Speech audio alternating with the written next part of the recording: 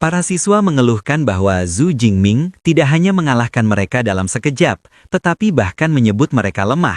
Seseorang mengutuk nasib buruknya karena harus ditempatkan dalam satu arena dengannya. Eva melayang di udara dan secara resmi mengakhiri pertandingan. Zhu Jingming menyadarkan tombaknya di bahu ketika drone pengawas mengumumkan bahwa ia adalah satu-satunya peserta yang lolos. Setelah mengalahkan 102 lawan, drone bersiap mengumumkan para peserta lain, namun tiba-tiba berhenti. Saat itu, Dekan Sun Qingshui dan Dekan Qingse melangkah maju. Mereka menjelaskan bahwa karena hanya satu orang yang berhasil melaju, seluruh peserta lainnya diwajibkan bertarung dalam satu ronde tambahan untuk menentukan 4 peserta tersisa yang akan lolos. Tribun langsung gemuruh. Seorang mahasiswa perempuan berseru bahwa ini adalah pembersihan total. Pertama kalinya ia melihat hanya satu orang yang lolos dalam tahap eliminasi. Temannya menimpali bahwa semua klub besar pasti akan berebut merekrut Zhu Jingming. Di barisan kehormatan, para dekan menunjukkan reaksi serupa. Dekan Longke mengenang bahwa rekor eliminasi selama 40 tahun terakhir adalah 87 orang, dicetak oleh pengguna peringkat S dalam waktu 7 menit. Rekor baru Zhu Jingming menurutnya mungkin tidak akan pernah terpecahkan. Ia lalu bertanya-tanya dalam hati bagaimana Yang Zhentian mampu melatih seni tombak Zhu Jingming hingga mencapai tingkat master. Dekan Sun Qingshui tampak tercengang dan mengakui bahwa bakat Zhu Jingming dalam penguasaan senjata sungguh luar biasa. Awalnya, ia berniat merekrutnya ke Akademi Elemen, tetapi kini ia merasa itu tidak lagi diperlukan. Sebuah senyum tipis mengembang di wajahnya. Dengan keberadaan Zhu Jingming, perjalanan riset mahasiswa baru dalam 3 sekolah besar mendatang terasa jauh lebih aman. Di lantai arena, Liu Wentao dan Xiang Jia segera berlari menghampiri untuk memberi selamat. Liu Wentao dengan nada bercanda menunjuk bagaimana wajah Li Chengji berubah ungu setelah Xi Liao tersingkir, bahkan menyarankan agar Li Chengji mengambil pelajaran seni ganti wajah. Zhu Jingming menatap rivalnya dan berpikir bahwa pria itu hanyalah macan kertas, kuat dalam sikap, namun hanya berani menindas yang lemah. Meski kesombongan itu menjengkelkan, ia memilih untuk tidak bertindak sekarang dan merencanakan tantangan resmi pada tahap kedua. Ia menepuk bahu Liu Wentao dan berkata bahwa giliran mereka selanjutnya. Menembus 50 besar menurutnya seharusnya bukan masalah. Liu Wentao menyambut ucapan itu dengan penuh semangat. Zhu Jingming kemudian bertinju ringan dengan Song Chuyun yang menyatakan bahwa meskipun ia mungkin tidak bisa mengalahkannya, ia akan membuktikan bahwa dirinya adalah mahasiswa baru terkuat kedua setelah Zhu Jingming. Kompetisi pun berlanjut. Pada ronde ketiga, Liu Wentao finish di posisi keempat dengan 9 kemenangan. Pada ronde keenam, Xiang Jia meraih posisi ketiga setelah mengalahkan 12 lawan. Pada ronde ke-8, Song Chuyun memasuki arena sambil membawa halberd raksasa, menyatakan dengan lantang bahwa waktunya telah tiba. Para siswa segera mengenalinya sebagai peraih nilai tertinggi dari wilayah Sichuan. Kekaguman pun bermunculan, penampilannya menarik dan senjatanya termasuk langka. Seseorang bahkan menyebutnya sebagai Dewi Baru Akademi. Begitu pertandingan dimulai, Song Chuyun langsung mengaktifkan kemampuan peringkat A miliknya, Light of Dawn. Halberdnya terselimuti cahaya emas dan gerakannya menjadi tajam serta presisi, dengan cepat menumbangkan lawan satu persatu. Kerumunan terperangah ketika menyadari bahwa ia juga merupakan pengguna tingkat kedua. Seseorang menghela napas lega, namun temannya segera menimpali bahwa itu tetap tidak mengubah kenyataan. Kekuatannya sangat mengerikan. Dari tribun kehormatan, Wu Yuan, ketua Guild Starfall Society, mengamati dengan penuh minat dan memerintahkan bawahannya untuk mencatat Song Chuyun sebagai target rekrutmen kedua mereka. Song Chuyun melanjutkan ke tarian kedua cahaya fajar, berputar seperti badai emas yang menghancurkan banyak lawan sekaligus. Setelah itu, ia mengumpulkan kekuatan dan melompat tinggi, melancarkan tebasan gravitasi api cahaya. Halberdnya menghunjam ke bawah dengan daya tekan luar biasa, menumbangkan peserta terakhir yang tersisa hingga ambruk tak berdaya. Drone mengumumkan kemenangannya sebagai peringkat pertama dengan total 45 eliminasi. Song Chuyun memanggil kembali senjatanya, melambaikan tangan ceria ke arah Zhu Jingming, lalu menghampirinya untuk meminta pendapat. Zhu Jingming memujinya atas perpaduan sempurna antara sihir dan pertarungan jarak dekat, serta menyatakan bahwa ia menantikan duel mereka di babak kedua. 2 jam kemudian, tahap kedua kompetisi resmi dimulai. Ini adalah pertarungan tantangan bebas di atas platform-platform terapung. Setiap peserta memiliki 3 kesempatan untuk menantang lawan dengan peringkat lebih tinggi. Namun hanya peserta peringkat 50 besar yang dapat dijadikan target. Ketika giliran Su Jingming tiba, ia sempat melirik peringkat kedua untuk menjadi lawannya, Song Kyu-yun, namun segera mengurungkan niat tersebut. Dengan suara tenang, ia menyampaikan kepada Eva bahwa dirinya memilih menantang peringkat ketiga, Lee Cheng-ji. Pilihan itu langsung mengejutkan seluruh arena. Lee Cheng-ji melotot, amarahnya meledak. Dengan suara penuh emosi, ia menuntut penjelasan mengapa siswa peringkat pertama justru memilih menantang dirinya yang berada di bawah. Su Jingming menjawab dengan tenang dan datar. Ia mengingatkan bahwa aturan tidak pernah mewajibkan peserta untuk menantang peringkat di atasnya.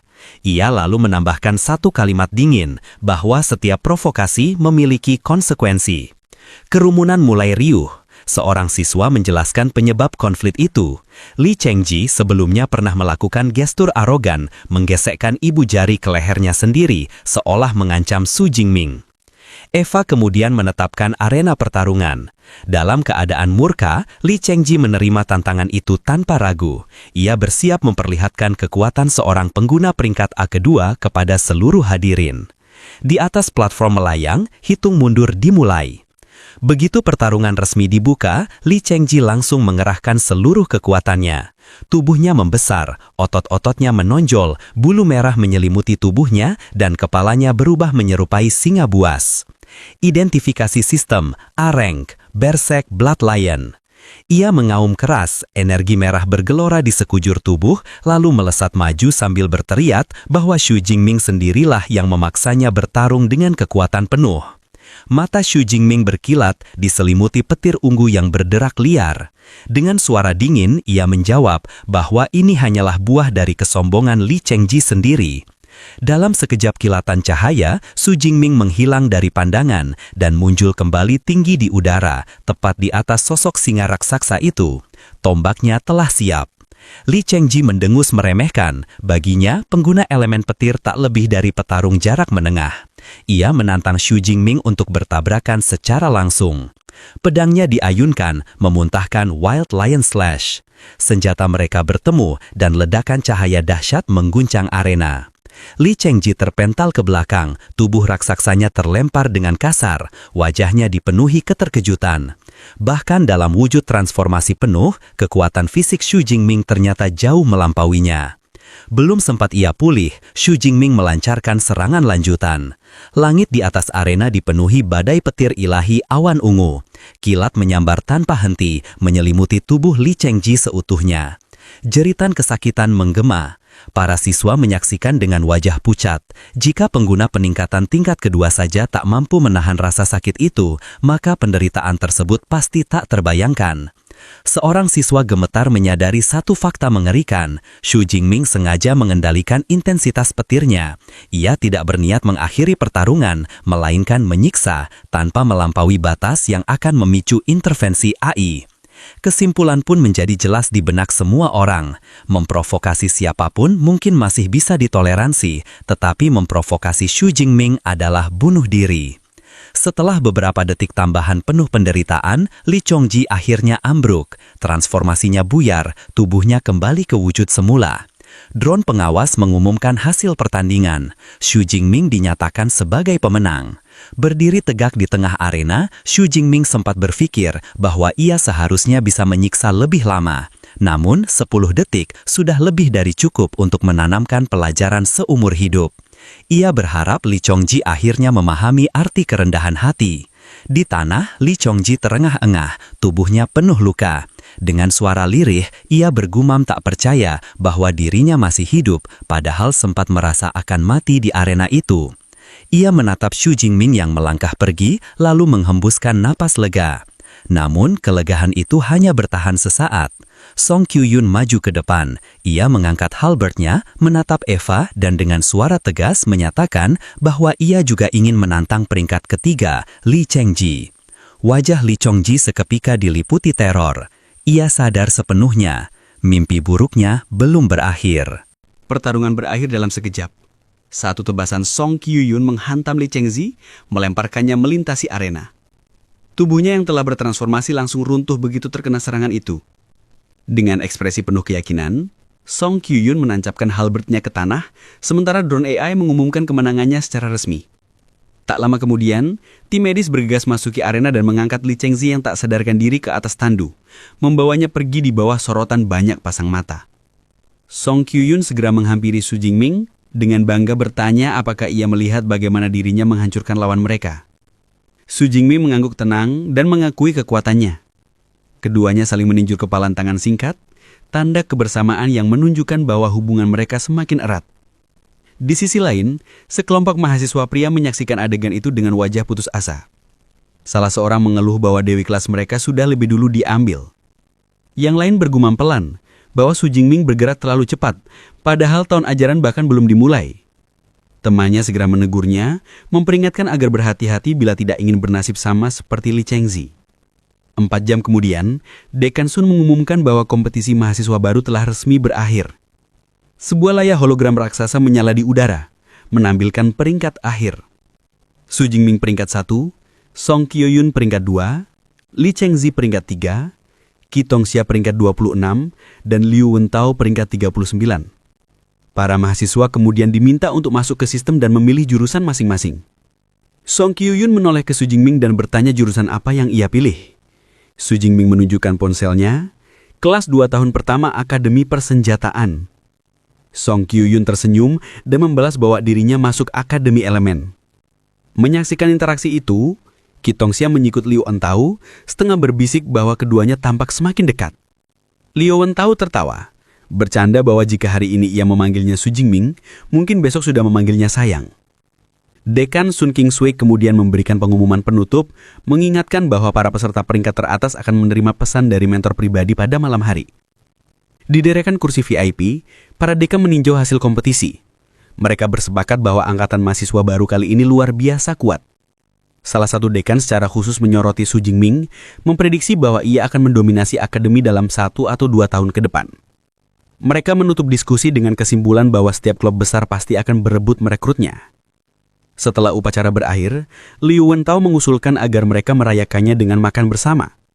Song Kyu-yun langsung menyetujui dan dengan antusias mengatakan bahwa peringkat 1 pendatang baru yang memiliki cincin penyimpanan seharusnya mentraktir. Su Jingming tertawa dan menerima usulan itu. Liu bersorak, lalu kelompok itu berjalan menuju luar kampus. Namun sebelum sempat pergi jauh, 2 pria muda menghampiri mereka. Salah satunya memanggil nama Su Jingming. Ia berhenti dengan wajah bingung. Pria itu memperkenalkan dirinya sebagai Yuan, ketua Guild Starfall Society, dan secara resmi mengundang Su Jingming untuk bergabung. Yuan langsung memaparkan tawaran yang mencengangkan. Sebagai satu-satunya mahasiswa peringkat S, Su Jingming akan langsung menjabat wakil presiden, menerima 100 kredit per semester, dan mendapatkan sumber daya peringkat B. Para penonton terperangah. Seorang mahasiswa bergumam iri, menyebut bahwa anggota biasa justru harus membayar iuran dan bekerja tanpa henti. Yang lain menambahkan bahwa Starfall Society adalah organisasi papan atas dan posisi wakil presiden merupakan jalan lurus menuju guild elite. Namun sebelum Su Jingming sempat menjawab, sebuah suara lain menyela. Ketua Guild S-Flame Society melangkah maju dan secara terbuka mengejek tawaran Yuan sebagai terlalu murah. Ia kemudian mengajukan proposal yang jauh lebih gila. Jika Su Jingming bergabung dengan Ash Flame, ia akan langsung menjadi presiden cadangan, lalu otomatis menjabat presiden penuh setelah kelulusan, disertai berbagai keuntungan besar lainnya. Kerumunan kembali gembar. Jelas terlihat bahwa Ash Flame siap menghabiskan sumber daya luar biasa hanya untuk merekrut Su Jingming. Yuan menghela nafas dan mengakui bahwa ia tak mampu menyamai tawaran tersebut karena organisasi mereka memiliki aturan internal yang ketat. Su Jingming terdiam sejenak dan ingat betapa melelahkannya menjabat sebagai ketua dewan siswa di kehidupan sebelumnya. Kali ini, ia ingin lebih berhati-hati. Dengan sopan, ia menyatakan akan memberikan keputusan dalam beberapa hari ke depan. Kedua ketua guild tersebut setuju. Mereka menyerahkan kartu kontak, serta menyampaikan bahwa teman-teman Su Jingming juga dipersilahkan bergabung. Sebelum keduanya pergi, Su Jingming berniat segera mundur, namun semuanya sudah terlambat. Seperti air banjir, perekrut dari berbagai klub berdatangan dari segala arah. Satu klub membanggakan banyaknya anggota perempuan cantik. Yang lain menjanjikan masa depan cerah. Klub lain lagi memamerkan kekuatan finansial mereka. Setelah susah payah menerobos kerumunan, Kelompok itu akhirnya berhasil lolos dan berhenti di kejauhan, terengah-engah. Mereka saling pandang, kelelahan, dan menyadari bahwa menjadi yang terbaik juga ternyata membawa masalah tersendiri. Akhirnya, Su Jingming mengatakan bahwa mereka bisa pergi makan. Namun sebelum ia sempat melangkah, pandangannya tertarik oleh sepasang sepatu boot elegan yang perlahan mendekat. Seorang wanita cantik berambut panjang berwarna perak keputihan berhenti di hadapannya dan tersenyum hangat. Wanita itu adalah Jiang. Su Jingming sempat tertegun ketika menyapanya. Di sisi lain, Song Chiu-won langsung menatap Jiang dengan penuh kewaspadaan dan bertanya siapa dirinya. Su Jingming pun segera menjelaskan bahwa Jiang adalah senior yang pernah ia temui saat berada di wilayah liar. Dengan anggun, Jiang memperkenalkan dirinya sebagai mahasiswi tahun kedua dari Akademi Elemen. Ia kemudian mengulurkan tangan kepada Liu. Begitu Liu menyambut uluran itu, tubuhnya seketika membeku, wajahnya memucat. Dengan suara bergetar, ia berbisik lirih, "Dewi Yang." Ia sama sekali tidak menyangka bahwa sosok dingin yang namanya selama ini hanya ia dengar, kini berdiri tepat di depannya dan bahkan tersenyum. Setsu kemudian memperkenalkan diri dengan sopan sebagai rekan sekelas Su Jingming. Tatapan Jiang Cukuan langsung tertuju padanya. Ia terpesona oleh kecantikan dan aura alami Setsu. Hingga dalam hati, ia panik sendiri, menyimpulkan bahwa gadis itu adalah tipe yang secara alami berbahaya bagi siapapun yang berada di dekatnya. Su Jingming lalu mengundang Jiang Cukuan untuk makan malam bersama mereka. Undangan itu langsung diterima. Mereka menemukan sebuah restoran dan mulai merayakan berakhirnya kompetisi. Dengan pipi sedikit memerah, Jiang mengangkat gelasnya dan bersulang dengan Su Jingming sambil tersenyum tipis memanggilnya Junior. Tak lama kemudian, Song Chiu-won wajahnya juga memerah, mengangkat gelas dan memanggil dengan suara lembut, Jingming. Sapaan itu membuat Su Jingming tersipu dan kehilangan kata-kata sejenak. Melihat suasananya mulai canggung, Liu berbisik kepada Chiu Dongsa bahwa kedua gadis itu jelas menyukai Kak Ming. Tak ingin terlibat lebih jauh, mereka berdua segera bangkit, melambaikan tangan untuk berpamitan, lalu pergi meninggalkan Su Jingming sendirian bersama dua wanita yang mulai terlihat mabuk. Para pengunjung restoran hanya bisa menatap dengan tatapan iri ketika Su Jingming mengantar kedua gadis itu kembali ke asrama. Setelah memastikan mereka aman, Su Jingming kembali ke vilanya. Ia menghela nafas lega. Namun kelegaannya lenyap seketika ketika ia melihat seorang wanita asing sedang duduk santai di sofanya. Dengan siaga, ia menanyakan identitas wanita itu. Wanita itu tersenyum dan memperkenalkan dirinya sebagai Su Yu, wali kelas barunya. Ia datang untuk menyerahkan hadiah kompetisi mahasiswa baru. Su Yu mengeluarkan sebuah kotak kayu dengan kunci sidik jari, menyerahkannya kepada Su Jingming, lalu berkata bahwa ia dapat dihubungi kapan saja untuk urusan akademik. Tanpa menunggu jawaban, ia pun pergi. Tak lama kemudian, Liu turun dari lantai atas dan langsung bertanya secara serius apakah Song Chiu-won dan Jiang Cukuan sempat terlibat pertengkaran hebat. Su Jingming menatapnya Liu dan menanyakan pertengkaran apa. Liu terkejut saat mendengar bahwa tidak terjadi apa-apa. Kemudian menghela nafas kagum, menyimpulkan bahwa Kak Ming pasti telah mengenangi semuanya dengan sangat baik. Su Jingming duduk dan meletakkan kotak kayu itu di hadapannya. Ia membuka kunci pengamannya. Begitu melihat isi di dalamnya, matanya langsung berbinar.